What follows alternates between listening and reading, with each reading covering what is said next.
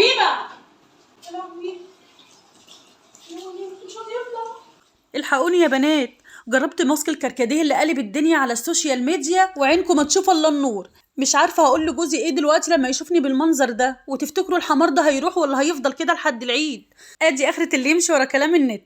يلا بينا نشوف الوصفه وهل هي فعلا تستحق التجربه ولا لا. يلا بينا نشوف. عندي كده حاجه صغيره كده هحط فيها نص كوبايه ميه. هحط حوالي معلقتين من الكركديه سواء مطحون او ظهر كده، وهنغليهم كويس قوي. بعد كده هنجيب بوله ونصفيهم في البوله كده، وهنرجعهم تاني في الطاسه دي. ده نص الكوبايه. هنضيف كمان معلقه لبن بودره وشويه ميه ومعلقه نشا، وهندوبهم وهننزل بيهم كده على الكركديه بتاعنا، وهنقلبهم كويس جدا لحد ما تبقى القوام بتاعه زي قوام المهلبيه كده، كاننا بنعمل مهلبيه. كنا عملناها مهلبيه وكلناها وخلاص.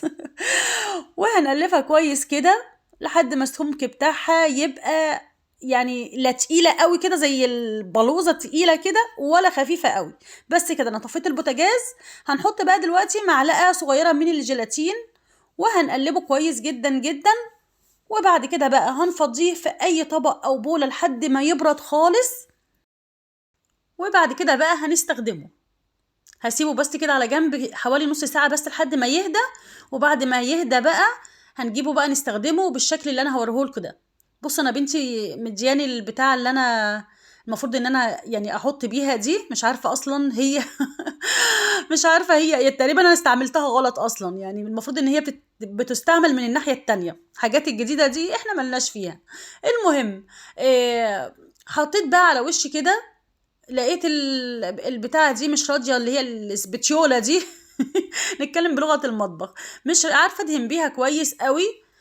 طبعا بنتي بعد لما شافتني قالت لي انت بتستعمليها غلط، المفروض من الناحيه اللي تحت عشان توزعي كويس. قلت بص انا استعملت بايديا. قلت لها انا استعملت ايدي يا حبيبتي، خلاص انا سبتها وعملت بايديا.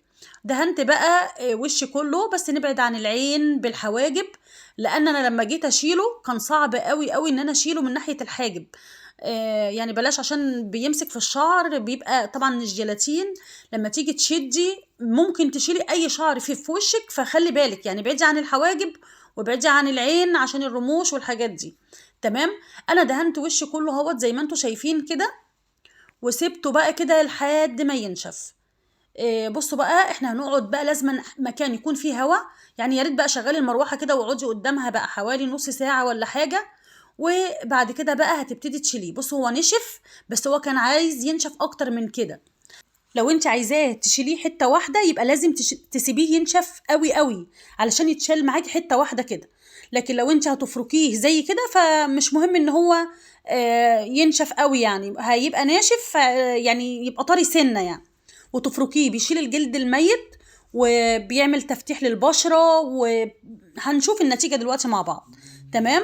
انا الحته اللي كنت بلاقيها ناشفه قوي كنت بشيلها بايديا، كنت بشدها كده.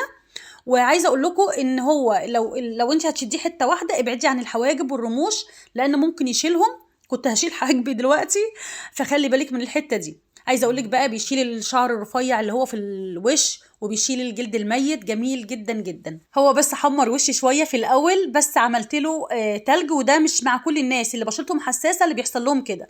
في الوقت ده هتعملي تقفلي المسام بتلج كده فبيهدي البشره. وحطي كريم مرطب او بنسينول، هيتلاقوا البشره بتاعتكم جميله جدا جدا وزي الحرير ومورده وجميله.